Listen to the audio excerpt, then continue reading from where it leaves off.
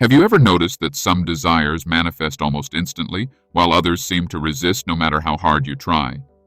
You visualize, journal, affirm, but nothing happens. And yet, there was that one thing you didn't obsess over, and it showed up fast. Why? It's because the universe doesn't respond to how much you want something. It responds to who you are being. Every thought you have carries a frequency, but it's your emotional state that amplifies that frequency. Desire alone isn't enough. If your desire is fueled by lack, it becomes a signal of absence. But when it's aligned with ease, trust, and inner belief, it becomes magnetic. Manifestation isn't about convincing the universe. It's about removing what's blocking your natural ability to receive. This video isn't about tricks or hacks. It's about understanding the real mechanics behind why some desires manifest with ease, and others never do. The biggest misconception about manifestation is that it's purely a mental game. People think if they just think positively enough, they'll attract what they want. But the truth is, your subconscious beliefs run the show. You might affirm, "I am wealthy" 100 times a day, but if deep down you still identify with scarcity, your energy contradicts your words. Manifestation isn't about words, it's about vibration.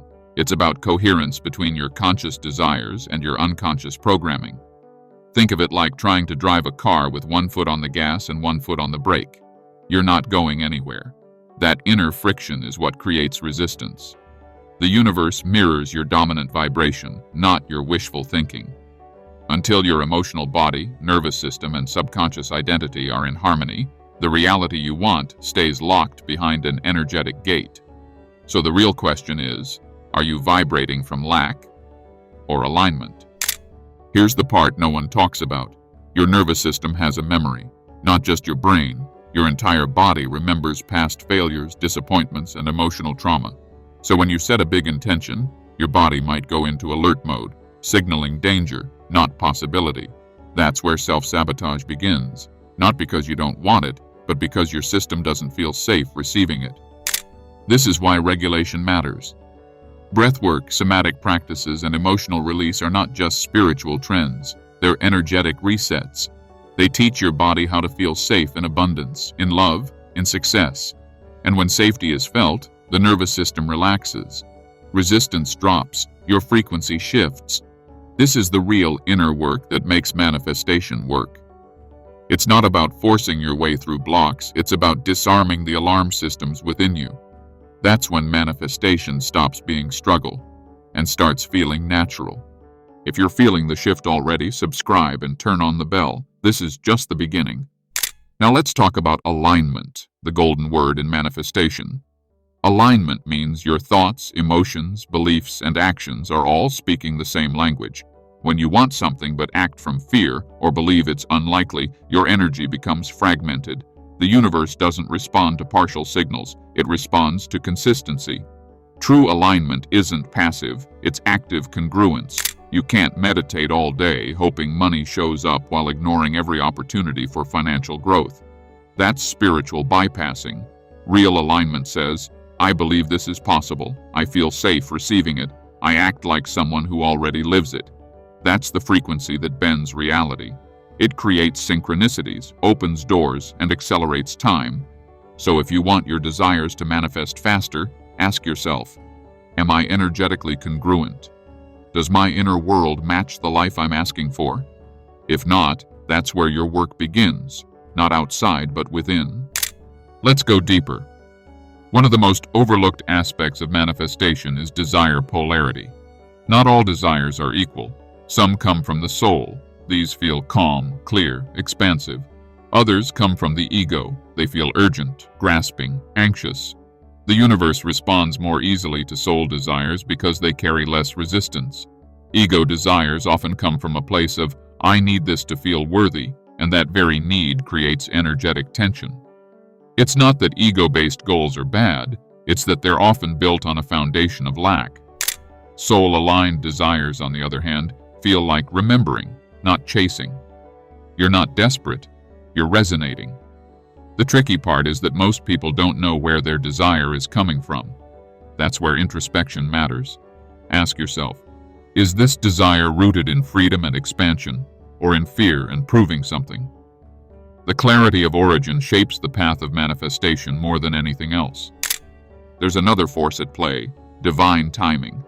We often confuse delays with failure, but in energetic terms, delay isn't denial, it's preparation. Imagine planting a seed and digging it up every day to see if it's growing. You'd kill it. Manifestation requires faith in unseen processes. Divine timing isn't just cosmic scheduling, it's about your capacity. Sometimes you're asking for something you're not energetically ready to hold, so the universe delays not to punish you, but to grow you, to strengthen your identity, to build your nervous system's capacity to receive and sustain the thing you desire. If manifestation happened instantly every time, you'd miss the transformation required to maintain it. True desires stretch you. They expand who you must become. So instead of asking, "Where is it?" ask, "Who am I becoming while I wait?" That question unlocks everything. The wait isn't empty, it's alchemy. Resistance doesn't always look like fear.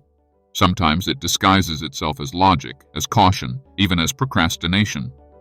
You'll tell yourself, "I just need more time," or "I'll start once it feels right." But underneath, it's fear of expansion. The ego is designed to keep you safe, not fulfilled. It fears the unknown, even if that unknown is your dream life. So the closer you get to a breakthrough, the louder resistance becomes. That's not a sign to stop. It's confirmation you're on the edge of transformation. This is where courage comes in. Not blind action, but aligned bravery. Doing the thing while scared. Taking small steps without knowing every outcome. That's how energy starts to move. That's when momentum builds. Manifestation rewards motion. The universe responds to frequency in motion, not theory. So instead of overthinking, move. Speak the truth. Send the email. Apply for the thing. Trust that energy respects commitment. Here's the final secret. Your identity always wins.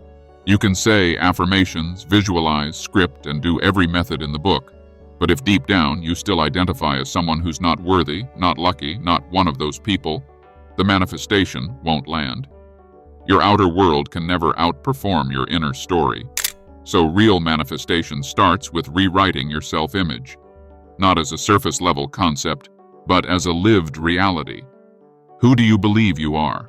What emotions do you allow yourself to feel daily? What behaviors reinforce your sense of self? When you shift the story from within, the universe doesn't have a choice. It reflects that new identity back to you. This is not magic. It's mechanics. It's the law of resonance. You don't attract what you want. You attract what you are. So, become the version of you who already has it. Think, act, feel like them, and watch as life reorganizes itself to match your frequency. Do you think the universe holds things back from you, or are you holding yourself back?